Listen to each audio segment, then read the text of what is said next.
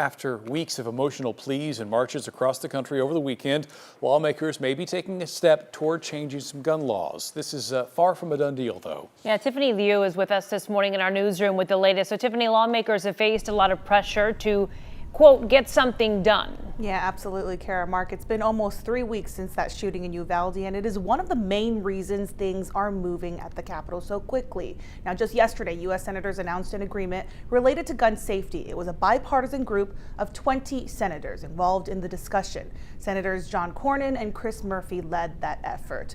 The agreement allows juvenile records to be searched during background checks for buyers under 21 years old. It also provides billions of dollars for mental health and school security.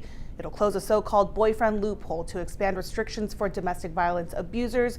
And finally, it incentivizes states that enact red flag laws to temporarily remove guns from those considered dangerous. There's still a lot of work to do. There's still a long way to go, but I'm really encouraged by today's announcement. We have to understand nobody is going to get everything they want.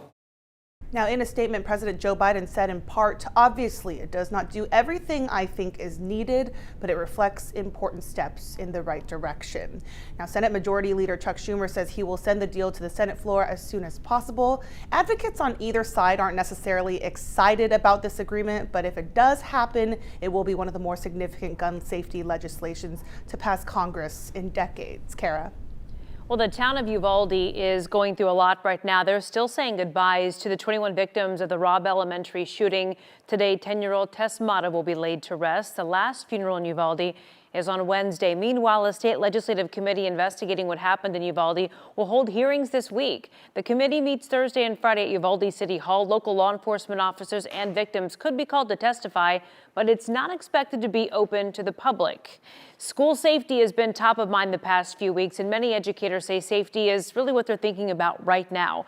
Some think gun control is the answer. Others think schools need to be hardened. In a special edition of Politics, we hear from incoming Dallas ISD Superintendent Dr. Stephanie Elizalde about what she thinks the answer is.